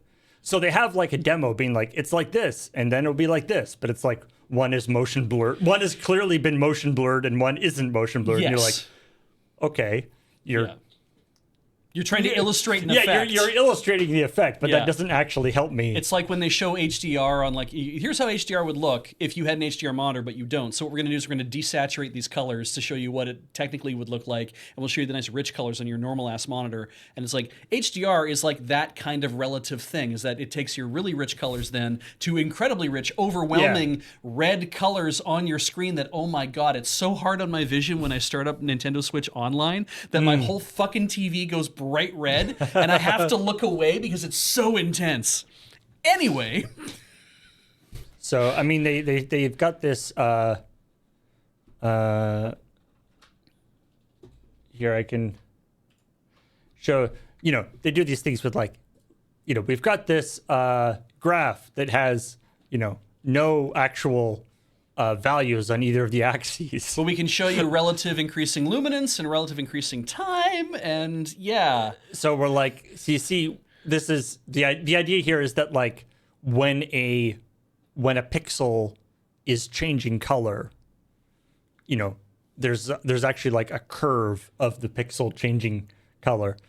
These are the things that like, this is like 1,000 frames a second that you would actually see this. right, yeah, okay. And so and they're modulating that in order to make this work better. And I really think it's interesting, right? Because it's like they're saying, okay, at the top of your screen transition, that pixel is starting at a very, very low, like the color is starting at a certain point, right? And as the luminance changes over time, it has to ramp up to what the pixel's new color should be. Right. But instead, what they're saying is that while that's happening at the bottom of the screen transition, that same pixel then has another, like a refresh of like, we're going to start that starting color again, and we're going to overdrive it to a point where it's past the color that it's supposed to be. Maybe it's more of greater luminance, and then it's going to drop off because it's like we've stopped driving that color to there. So your persistence of vision, I think, is what's actually being talked about. That curve off to be like you get it really strong for like a really brief amount of time, and it just falls off a little bit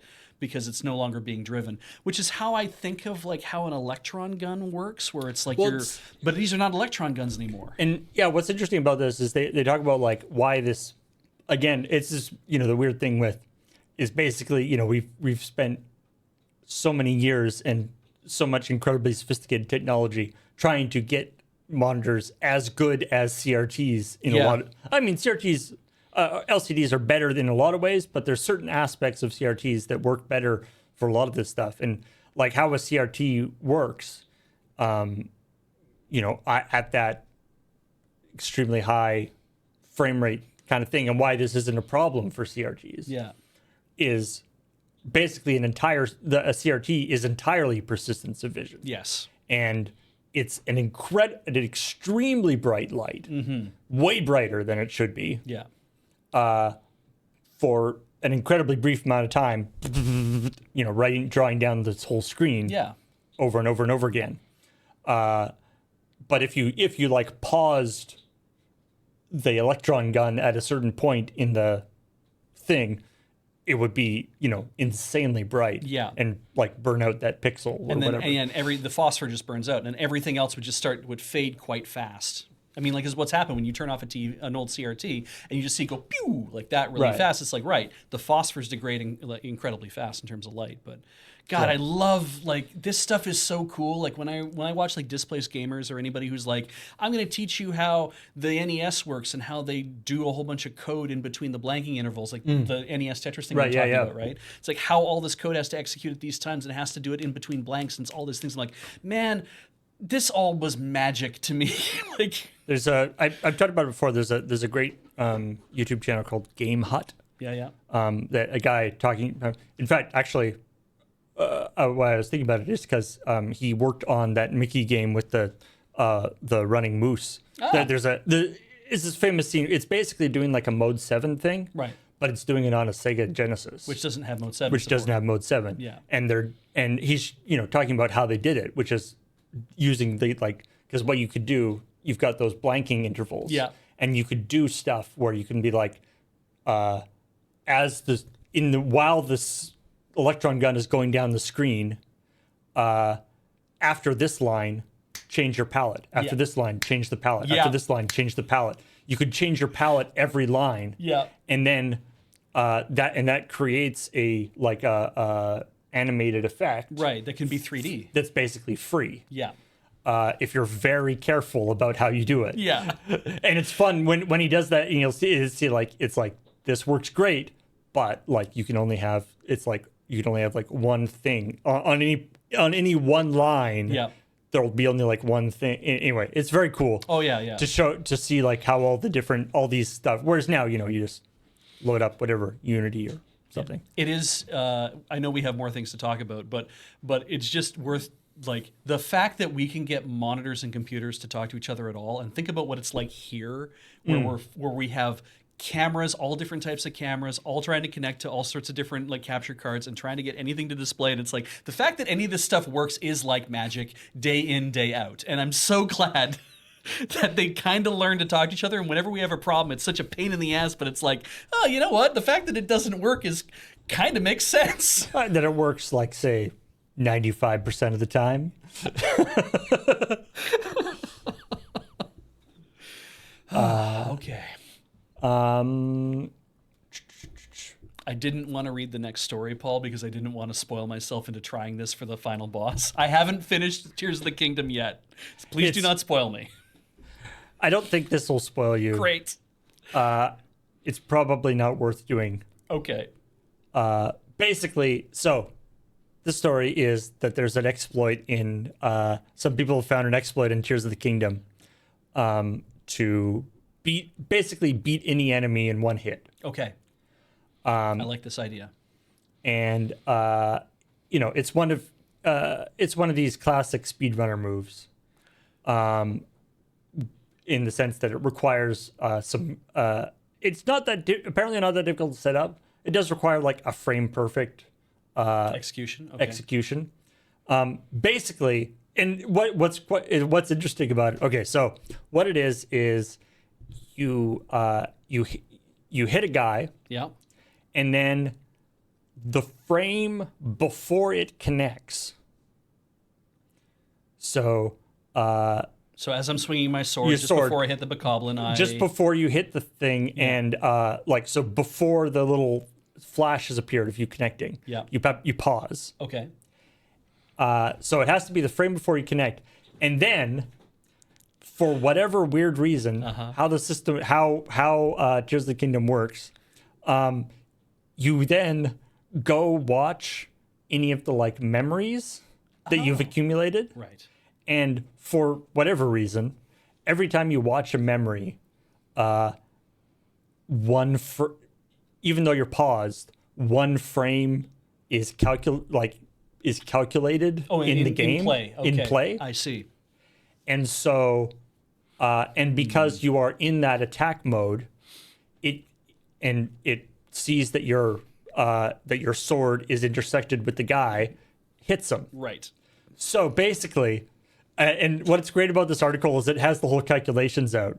So you basically you find your boss, find how much life he's got, find how much damage your weapon does. Yeah. With whatever upgrades you've got or food Special items and food you've been eating or whatever. Yeah. And then you'd be like, okay, this guy's got 2,000 hit points, right? My weapon does 100 damage per hit. Right. I need to watch a memory 20 times. Do this, and then you just gotta watch 20 memories. Now you can drop out of the memory. Yes. Yeah, you just have to start it.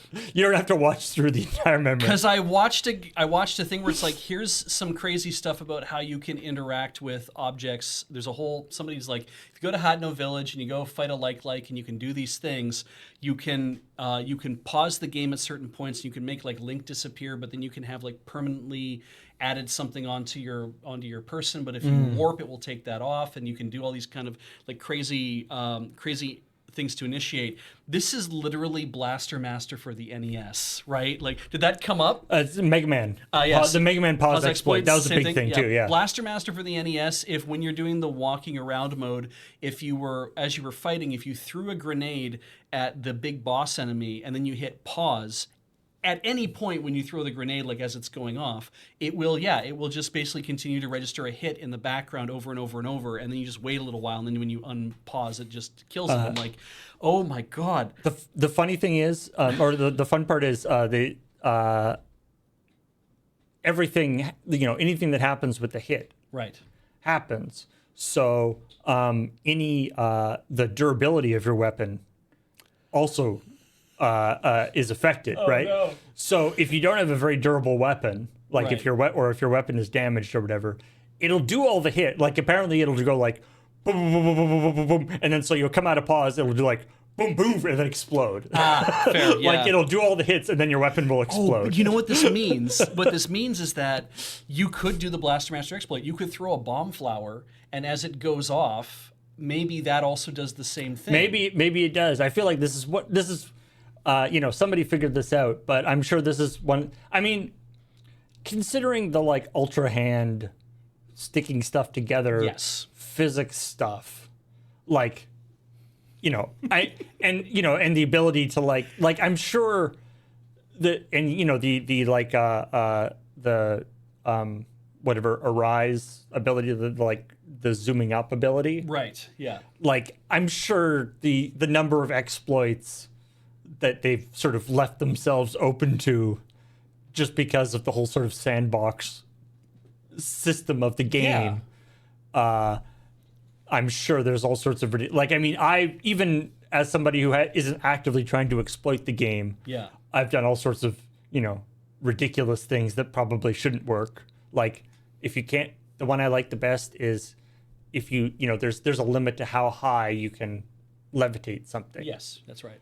But if you get a bunch of long things, like say a bunch of tree trunks, Right. you can get like 5 or 6 tree trunks, and then you, put them up, lift them up as high as they go, and then tilt them down. The end will hit, like if you're trying to get over a cliff, Yeah. the end will hit and they'll go like, whoa, and lift itself up. Yes. Be way higher than you could actually put it yourself. Right. As soon as it will be like vibrating because Yeah. it's trying to pull down. Yeah. But you got it locked. But you yeah. can stop it. But as soon as you move it, it'll go like, "Thunk," and come down.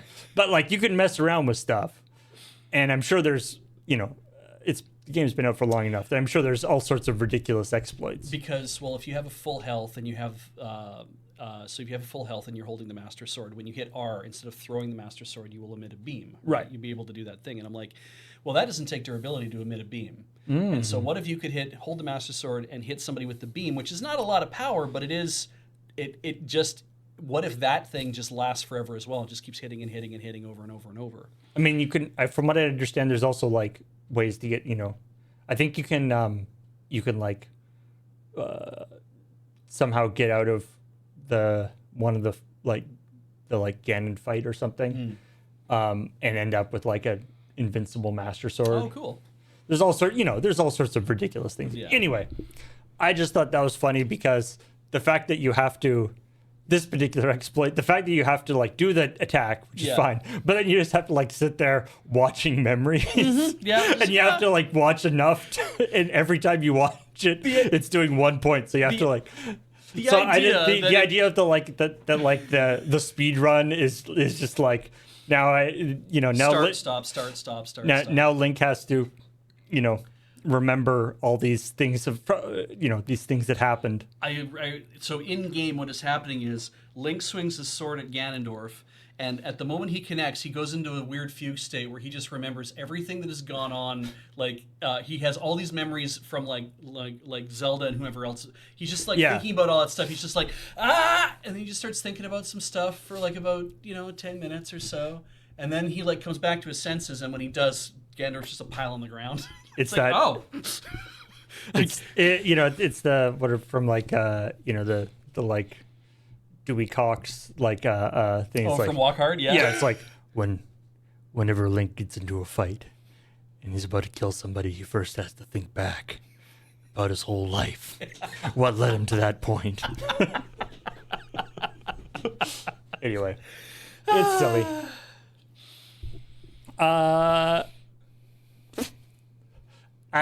These were funny. Again, this is not actually really news, I don't think, to anybody. But now that Bobby Kotick is out at Activision, You can talk all sorts of shit about everyone's your old boss. talking shit about him. Yeah. People are talking about basically the headline of this story is former Call of Duty dev says decisions made by Bobby Kotick made our game worse.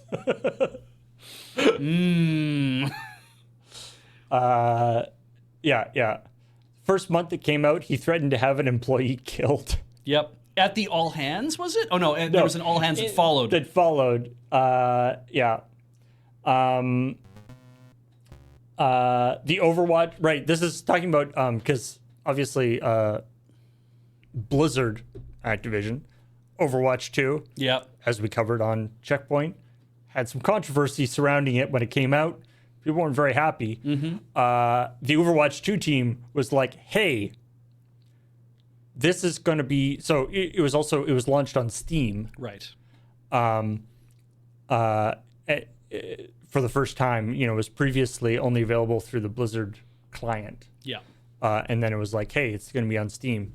And the Overwatch 2 team was like, "Hey, it's going to get review bombed on Steam." Yeah. That We know happens. that's coming. That happens when games have have a bunch of controversy. Can we get some more, resources to handle that? And apparently they were flatly denied. Mm-hmm. And then, the failure or the perceived failure of Overwatch 2 was like blamed at for like lower than expected. Yeah, and it was the Overwatch 2 team's fault. Right. It's like, I see. Yeah, it's that stuff of like, the what, how could they have let this happen? When it's like,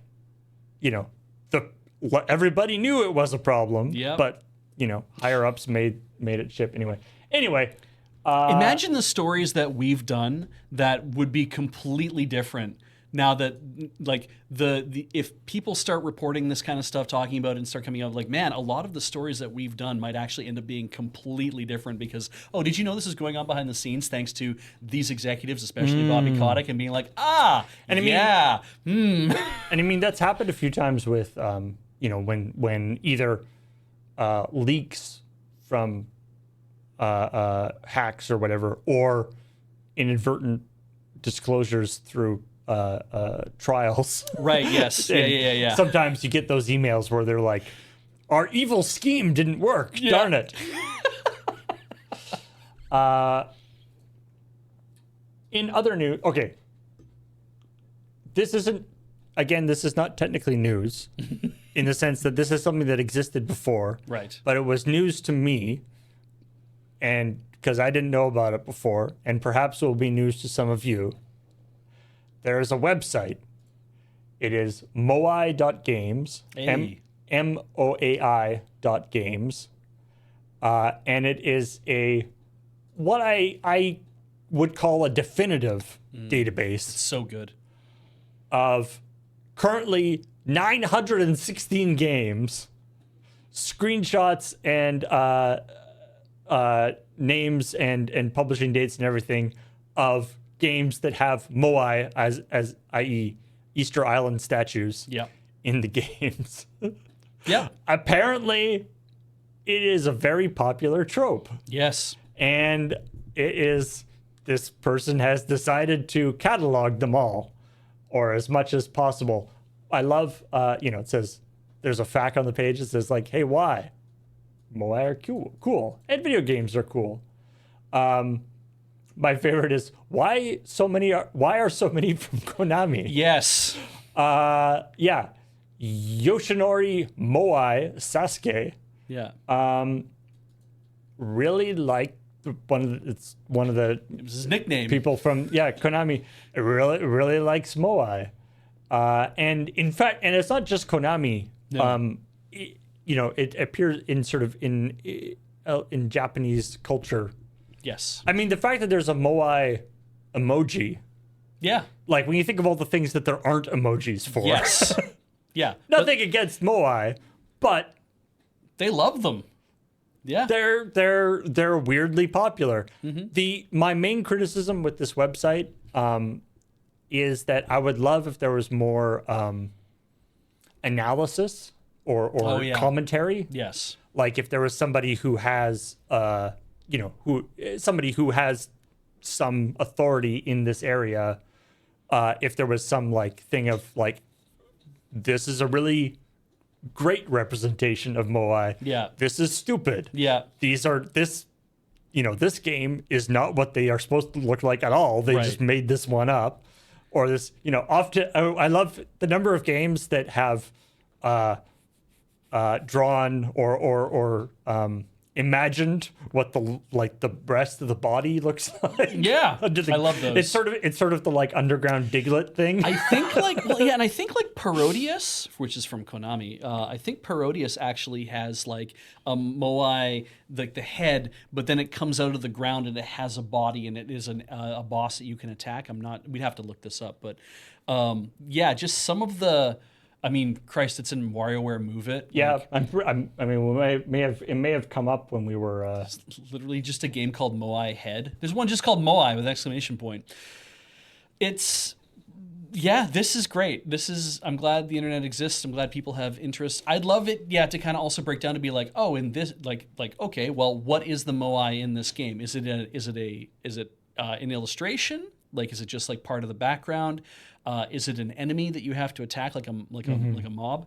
Is it a? Do you play as the Moai? Is it a boss character? Is it a manipulatable item? You know, is it something you collect? Is it something? There's all sorts of ways to take this because it's, you know, what do you actually make this thing out to be? But man, they showed up in Metabots and in Bubble Bobble Part 2. You know, like they're kind of just everywhere. It's really good. And I also like the different video games have different ideas where it's like, if a Moai head were to shoot a laser, where would the laser come from? Right. Does it come out the nose? The nose, the mouth, the eyes? Yeah. There's arguments for all of these. It's a good point. Yeah, I think Choaniki has some in there as well, probably, but Ganbare Goemon and which is Konami again, so God, this is great. This is so cool. One of my favorite cartoon or comics from the great Steve Notley of Bob the Angry Flower. Oh yeah. Which is a great comic strip. But there's one he reads his horoscope and it says, "You will go fishing with an Easter Island statue." Yeah. And he's like, well, it's a weird horoscope to get. And then ding dong on the door, and he opens it up, and there's a Moai standing there with like a fishing, not holding it, but just like with like leaning a fishing rod leaning against him. He's like, "Hey Bob, you ready to go?" Yeah. And then the last frame is him.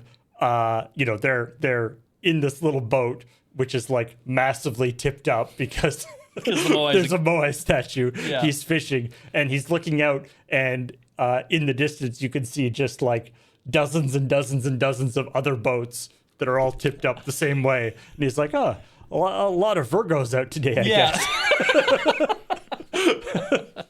guess." Which I like that because it's funny, but also it really accurately illustrates that thing of like, whatever you see in your horoscope, theoretically 1/12 of the world's population is having that same thing happen to them. Exactly. Which doesn't really make sense. So when the specificity is like that, yeah. Anyway. There's another Moai thing. I was driving around town. There's an area that I drive past, and every so often I would see a white pickup truck with a giant foam Moai head. A giant foam Moai head. 3 times the height of the truck, like it's sitting in the truck bed. Like in the bed? Just in the bed, just massive thing, like just sitting, and it's foam because it's like on the side it would be like these guys make foam sculptures is what they do. But it's in this case like driving like no, it's just parked on the side of the road. And I'm like, but it's always parked in a different spot, which means you're moving your truck with this thing on the back, which means you're driving around with this thing. So it wasn't like a one-time delivery. No. It's like a thing that's just like an advertising piece. I guess I had to assume because I thought, is somebody getting that delivered? And I saw it somewhere else on the same street, parked in whatever. I'm like, no, the guy who makes that lives on the street and has to keep moving his truck, but he never has delivered this thing, so it's his. Oh, Heather says she's seen it in motion. Oh, God. That's amazing. This town sometimes. And finally,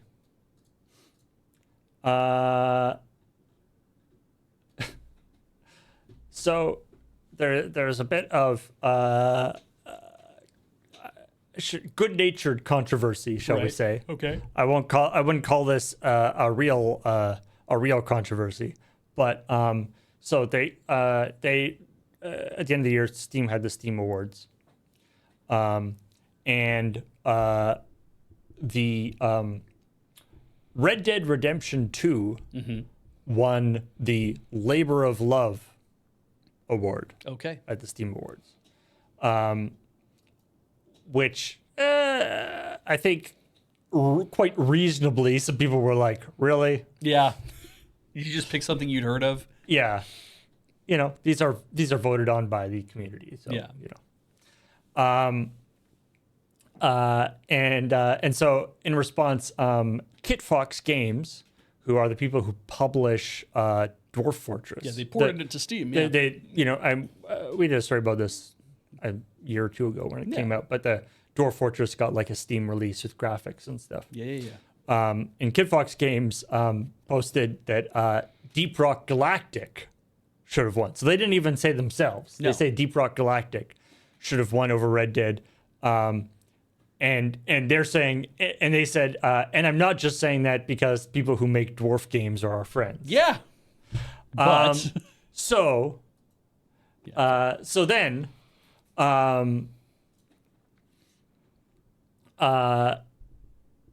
Kid Fox was having a yeah. look on Steam and then realized, wait, yeah, Kid Fox realized that there isn't actually like a dwarf tag on Steam, and is like, hey, wait a minute. I'm not sure what they're doing on Steam, but there's no dwarf tag. This seems like a huge oversight. I think we can't let this slide. because how, discoverability, if you search Steam for dwarf games, you'd only find them that have dwarf in the title. You need to find games that have dwarves in them by having the dwarf tag on them. And so then Deep Rock Galactic got in on the fun. This article is talking about because they've got the Boomer Shooter apparently just got recently added as like an official tag. Yes. So you know what? Dwarf games should be in its own tag. They've added it now, right? I don't know if there's an update to this story. At the bottom, it did say that Valve is now giving them, they gave them a genre unto themselves with an appropriate Steam tag. I don't know if it is dwarves, dwarf game, dwarven game. I don't know what the tag is, but it sounds like it should be suitable. And I was like, what other I don't know, Lost Vikings? Oh, yeah. Should probably be in there. I don't know if they're technically dwarves. I don't So know if they're just like little short Vikings. They kind of have that look to them, so, But yeah, now that we're kind of breaking it down, what other games have dwarves in them? I'm like, I guess, I guess Baldur's Gate 3, you could play as a dwarf, or it might have dwarves in it. Basically anything that's like the D&D based idea. now, I mean, this is, of course, the eternal question of video game genres. Right. If there is a dwarf in the game, Yes. does that make it a dwarf game? No, because that should be on canyoupetthedwarf.com. Like Deep Rock Galactic and Dwarf Fortress. Yes. There's nothing but dwarves. Yeah, it stars dwarves. Yeah. But yeah, dwarfs. Yeah, they have that heavy dwarf mythology. Yeah, there's a Lord of the Rings game that is that you actually are playing as dwarves. I think. Cool. I think that anybody out there, there's a lot of tag overloading that goes on as well, where somebody will be like, well, this kind of counts, so then maybe this counts. And I'm sure anybody who's making a game, this has come to everyone's attention, that if you are on Steam and you have a dwarf game, you might be like, you know what, I'm adding that tag to my list because it makes good sense, because then for discoverability, but also because then you are bandwagoning onto this story, because people be like, lol, this is hilarious. The dwarf game is part of Deep Rock Galactic's thing. Are there other dwarf games? Holy shit, there's 150 dwarf games. And then you start looking, right? And I mean, the question is, of course, do dwarf games, do games starring the dwarves have a particular unifying, other than the character? Sure. If it's like, hey, you enjoy Deep Rock Galactic, you should play Dwarf Fortress. Yeah. I don't know if that's... One's a real-time first-person shooter. One's incredibly in-depth world simulation game. I don't know if there's a ton of crossover between the two. Shadowrun, the Shadowrun trilogy games, they have... You can play as an elf. You can pick one of your races as elf. And what I cannot remember is, because I only really know that it's you can select race is human, orc, dwarf, or not dwarf, elf. I can't remember if dwarf is an actual thing you can play in that game or not, if they even show up in that game or not. Someone's going to have to tell me in chat. It's yes. Okay, I'm seeing... I said somebody typed the word yes. I'm going to assume that yes, you can play as dwarfs. You can be a player character dwarf in Shadowrun. And now I feel like that's something that I've clearly missed out on in my life, is that I did not choose to play as a dwarf. They're usually riggers, I think, too. They usually get to be the guys like controlling drones or driving cars or whatever. Oh, and troll, thank you. Yeah. That was the other one. Often there's mining. Yeah, and a lot of mining games that you could do that with. Terraria should support that, I would assume. Anyway, just thought I thought that was funny. Also, I'm a I'm a big fan of Deep Rock Galactic, so I'll use any opportunity to sneak it in there. Anyway, I think that's the last story I had to talk about. All right. Thanks everybody for joining us, and if you haven't watched the episode of ChillPoint, you should. It is probably, if you're watching this on YouTube, it is probably somewhere near this video, Right, right. somewhere around, You'll see it. or in your recommendations. But in any case, thank you for watching, and we will talk to all y'all later. Don't forget, you can buy the shirts and other stuff on store.loadingreadyrun.com. Your support on Patreon helps us, so patreon.com/loadingreadyrun. We have a Kickstarter running right now, too. So if you go to lrr.cc/Friday Nights, you could help back the Friday Nights Kickstarter, because Friday Nights is returning for another season. That's right. You can be a part of that. Thank you. So thanks for watching, and we will talk to all y'all later.